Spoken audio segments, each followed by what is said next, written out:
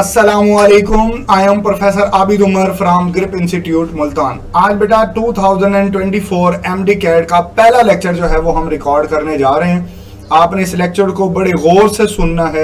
जो पॉइंट्स मैं इस लेक्चर के दौरान आपको डिस्क्राइब करूंगा आपने उनको लास्ट में नोट करना है, क्योंकि ये पॉइंट्स आपको ये जो मुतलका यूनिट है इसके एमसीक्यूज क्लियर करने में आपको बहुत ज्यादा मदद करने वाला है। चले हम स्टार्ट करते हैं। देखिए, फर्स्ट ऑफ ऑल जो चीज हम इसमें डिस्कस करेंगे, जैसे कि सिलेबस में भी मेंशन है, हम डिस्कस करेंगे about the discovery of the virus. देखो बेटा, अगर हम डिस्कवरी के बारे में बात करें तो डिस्कवरी के बारे में हमारी किताब के अंदर लिखा हुआ है, क्या लिखा है कि जनाब इसके बारे में फर्स्ट ऑफ ऑल दो साइंटिस्ट थे। एक का नाम था लॉइस पास्चर, जैसे कि वहां ऊपर मेंशन भी है, लॉइस पास्चर, और दूसरा था रॉबर्ट कोच। इनके वक्तों में वायरस को कहा गया, वायरस का वर्ड जो है वो ड्राइव्ड हुआ फ्रॉम विनो, जिसका मतलब था पॉइजनस फ्लूइड, कि ये कोई पॉइजनस फ्लूइड है। लेकिन फिर इसी पास्चर के टाइम में ही वायरस को प्रॉपर साइंटिफिकली डिफाइन किया गया। क्या डिफाइन किया गया कि वायरस क्या है? वायरस क्या है? देखिए, वायरस क्या है। बेसिकली जो वायरस है बेटे, इसको डिफाइन किया गया कि ये दो चीजों के ऊपर मुश्तमिल होता है। First of all, one is nucleic acid and other is protein. कि दो चीजें अगर किसी के पास हैं, एक न्यूक्लिक एसिड दूसरी प्रोटीन, तो वो वायरस है। ठीक हो गया। अच्छा, अब ये दो जो साइंटिस्ट थे, एक का नाम था चार्ल्स चैम्बरलैंड और लॉइस पास्चर, इन दोनों ने बेटा जो है वो 1884 में फर्स्ट ऑफ ऑल वायरस के बारे में जो है वो बात की। इन्होंने पता क्या किया, मैं बताता हूं इन्होंने क्या किया। देखिए, इन्होंने क्या किया, इन्होंने एक फिल्टर बनाया, एक फिल्टर बनाया। वो फिल्टर था पोर्सिलीन का, पोर्सिलीन का फिल्टर बनाया। इस फिल्टर का जो साइज था बेटा वो 0.1 से 1 माइक्रोन मीटर था, माइक्रोन्स था, सॉरी, वापस आते हैं, से 1 माइक्रोन मीटर था। या आप इसको बोल दें 100 to 1000 नैनोमीटर, यूं भी बोल सकते हैं, 100 to 1000 नैनोमीटर था, यूं आप लिख लें। इसका बेसिकली ये जो बताया जा रहा है ना, ये इसका पोर साइज बताया जा रहा है, पोर साइज था। ये बना लिया। बनाने के बाद क्या हुआ कि इसको उस पोर्सिलीन के फिल्टर में से गुजारा गया। जस्ट फॉर एग्जांपल सपोज कर लें कि ये फनल जो है वो पोर्सिलीन का फिल्टर है, ठीक है, और यहां पर सॉल्यूशन है और एक मिक्सचर जो है वो ऐड किया गया, एक मिक्सचर जो है बेटा वो ऐड किया गया। अच्छा, अब ये जो मिक्सचर है ना, ये लीजिए, यहां पे ये फिल्टर बनाया हुआ है, इसके अंदर पोर्स हैं, ठीक है, इसके अंदर पोर्स हैं। इस मिक्सचर के अंदर वायरस है प्लस बैक्टीरिया है। तो बेसिकली ये एक सेपरेशन टेक्निक भी है। इसके अंदर वायरस और बैक्टीरिया को अलग करने का तरीकेकार भी दिखाया गया। तो ये इसके अंदर ऐड किया गया। तो जब ये बेटा इसके अंदर ऐड किया गया, देखें, जब ये इसके अंदर ऐड किया गया तो क्या हुआ, जब ये इसके अंदर ऐड किया गया तो ये जो बैक्टीरिया है वो फिल्टर के ऊपर रह गया, ठीक है, और जो वायरस है बेटा वो क्रॉस करके नीचे आ गया। इसका क्या मतलब हुआ? इसका मतलब यह है कि वायरस का जो साइज है वो पोर्सिलीन के फिल्टर के जो साइज, पोर साइज है, उनसे छोटा है। तो दैट्स व्हाई उसने पोर्स को क्रॉस किया और क्रॉस करके जो है वो नीचे सॉल्यूशन में आ गया। क्योंकि बैक्टीरिया का साइज पोर्सिलीन के फिल्टर के पोर साइज से बड़ा था, तो वो बेटा जो है वो बिल्कुल पोर्सिलीन फिल्टर के ऊपर ही रह गया। तो इस तरीके से आप वायरस और बैक्टीरिया को सेपरेट कर सकते हो। तो ये बाकायदा एक सेपरेशन टेक्निक भी थी और वायरस को अलग करने का एक तरीकेकार था, जिसके बाद वायरस के ऊपर फर्दर जो है वो वर्क पॉसिबल हो सका। ये एक इंडिविजुअल पार्टिकल के तौर पर सेपरेट करना हम इसको मुमकिन हो सका। बेसिकली इसी के अंदर इन्होंने डिस्क्राइब किया कि जो रेबीज वायरस है, आपने ये नाम सुना होगा, जो डॉग बाइट के बाद नॉर्मली ट्रांसफर होता है। तो ये जो रेबीज वायरस है रेबीज वायरस जो है बेटा, जब इसको इस फिल्टर से गुजारा गया तो इसने इसको क्रॉस कर लिया। उसने करना था क्रॉस, क्योंकि रेबीज जो है वो वायरस है और वायरस का जो साइज होता है वो पोर्सिलीन के पोर साइज से छोटा है, तो उसने तो क्रॉस करना था। तो ये जो बात आपकी बुक के अंदर फेडरल में भी गिवन है, ये बात है अबाउट जो है बेटा virus from Louis Pasteur and Charles Chamberland. इसके बाद जो है बेटा दो साइंटिस्ट और थे, दो साइंटिस्ट बेटे और थे। एक का क्या नाम था, वो था 1892 में, वो था इवानो सिस्की।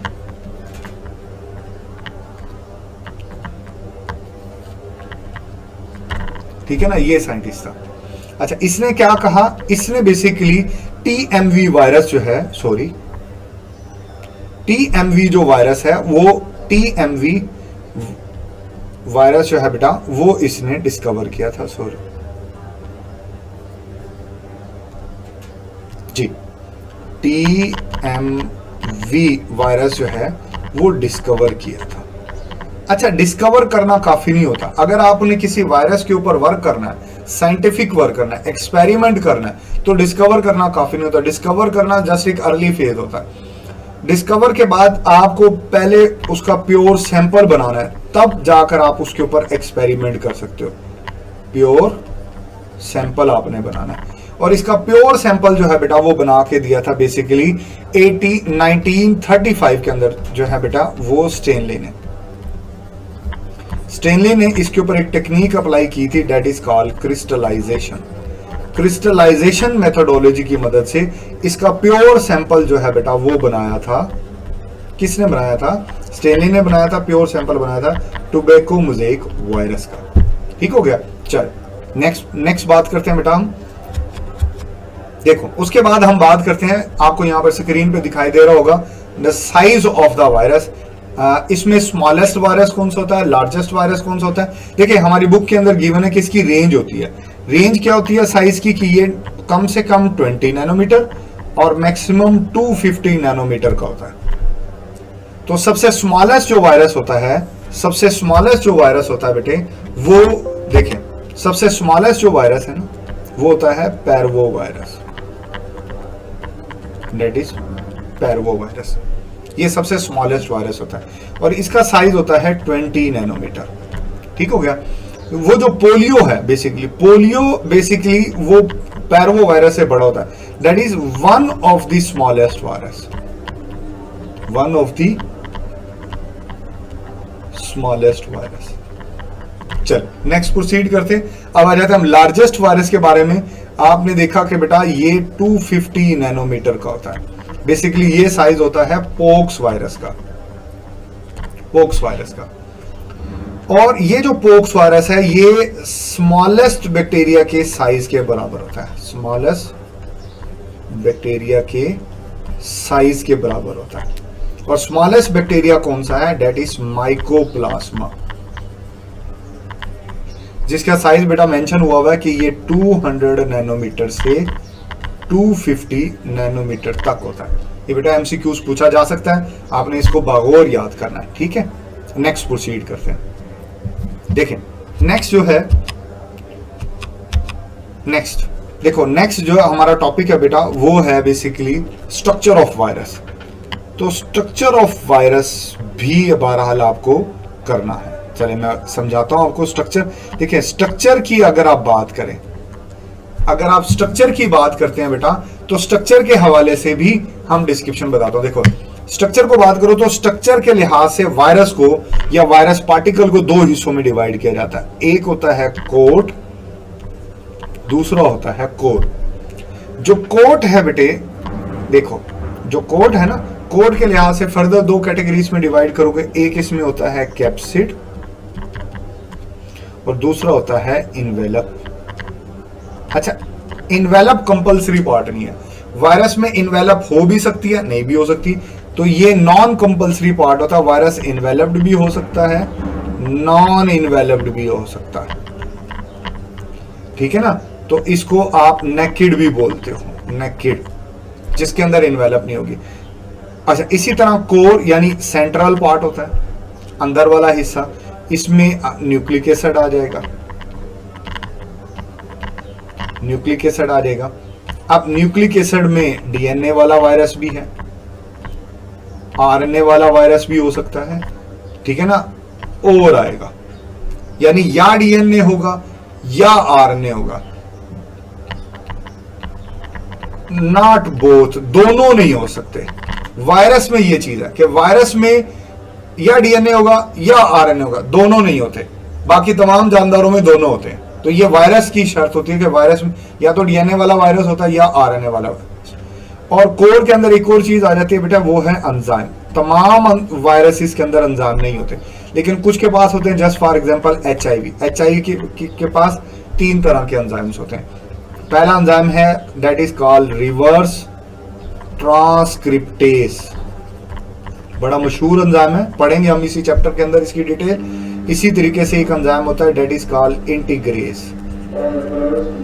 इसी तरीके से एक एंजाइम होता है दैट इज कॉल्ड प्रोटीएस, ठीक है ना। ये एंजाइम वायरस खुद नहीं बनाता, ये भी जिस भी होस्ट के ऊपर वो अटैक करेगा उसकी बायोसिंथेटिक मशीनरी से बनवाएगा, पर रखेगा अपने पास। तो ये कुछ एंजाइम्स भी वायरस के स्ट्रक्चर का हिस्सा होते हैं, तो ये बात आपने याद रखनी है। चले, इसके बाद मैं नेक्स्ट प्रोसीड करता हूं। देखें, वायरस जो है ना, वायरस ये आपको 2 तरह का दिखेगा। एक होता है इसके अंदर बैक्टीरियोफेज, मैं आपको स्ट्रक्चर बना के दिखाता हूं। बैक्टीरियोफेज मतलब ऐसा वायरस जिसने बैक्टीरिया के ऊपर हमला करना है, ऐसे वायरस को आप बैक्टीरियोफेज का नाम देते हो।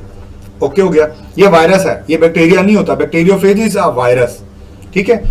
अच्छा, अब इसका स्ट्रक्चर कैसे होता है? देखो बेटे, इसका स्ट्रक्चर ऐसे होता है कि ऐसे एक हेक्सागोनल किस्म का इसका हेड होता है, ऐसे हेक्सागोनल नेचर का। ऐसे इसकी शीट होती है, यूं। ऐसे 6 टेल फाइबर्स होते हैं, यूं। ऐसे 6 टेल फाइबर्स होंगे। ये इसका हेड है और इसमें यहां न्यूक्लिक एसिड होगा, तो this will call capsid, this will call nucleic acid, ठीक है, जो मोस्टली डीएनए होता है। अच्छा, ये इसकी शीट है, शीट, ठीक है ना, कंडक्टाइल शीट इसको बोलते हैं। ये इसका कॉलर है, ये इसकी एंड प्लेट है या बेस प्लेट है, ठीक है। और ये होते हैं इसके 6 तादाद फिक्स होती है, टेल फाइबर्स।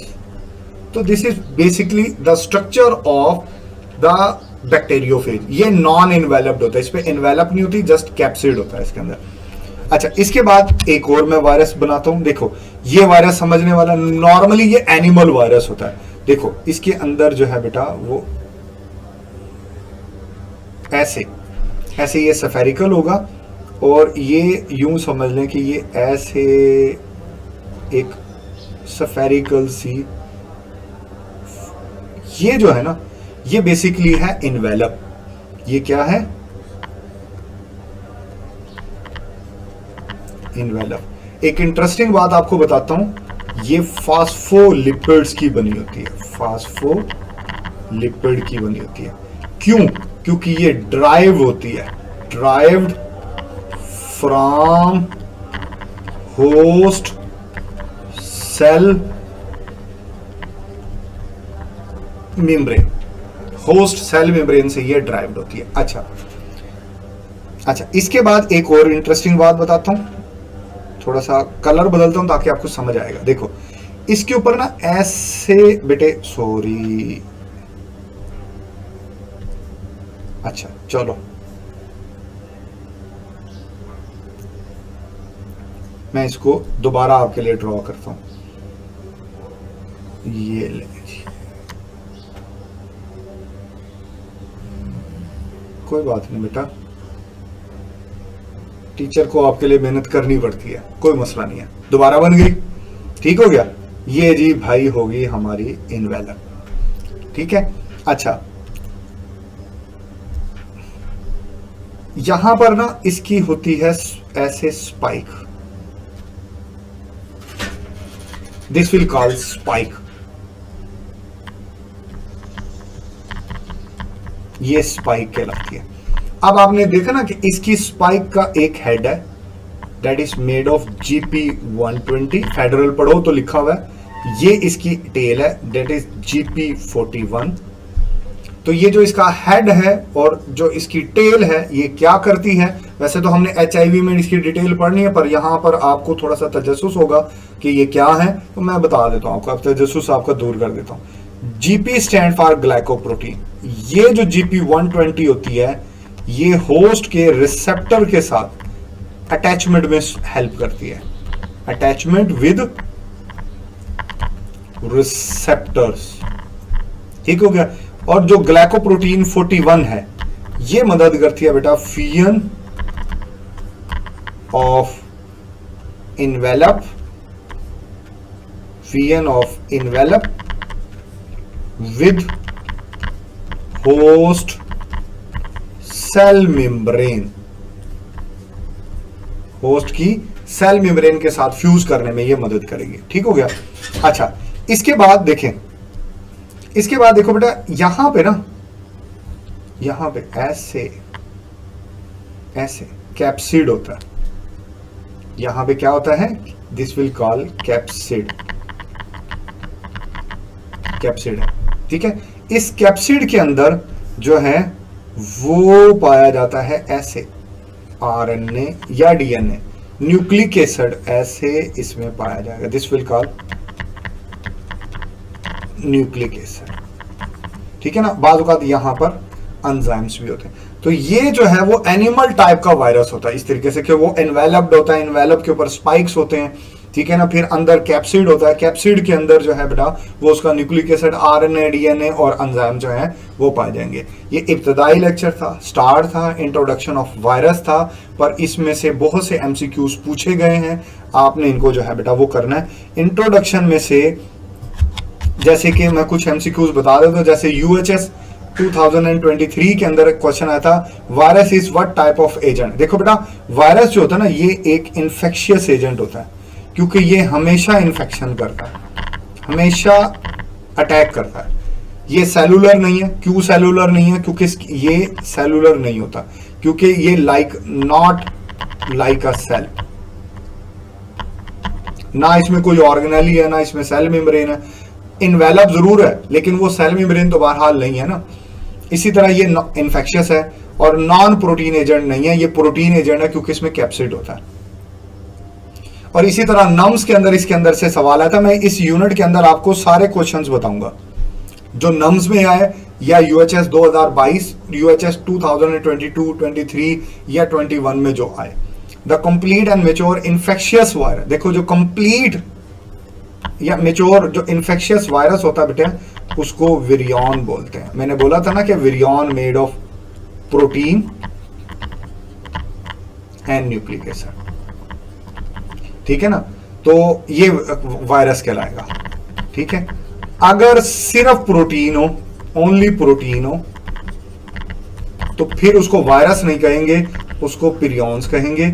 और अगर ओनली RNA हो, न्यूक्लिक एसिड भी नहीं, सिर्फ RNA हो, तो इट विल कॉल वायराइड्स, ठीक है ना। ये वायरस नहीं है, नॉट वायरस, ये वायरस नहीं है। वायरस के लिए इन दोनों का होना शर्त है, दोनों का, प्रोटीन भी हो, न्यूक्लिक एसिड भी हो। आई होप आज का लेक्चर आपके लिए बहुत फायदेमंद साबित होगा। अपना बहुत सारा ख्याल रखिएगा। Thank you, Allah Hafiz.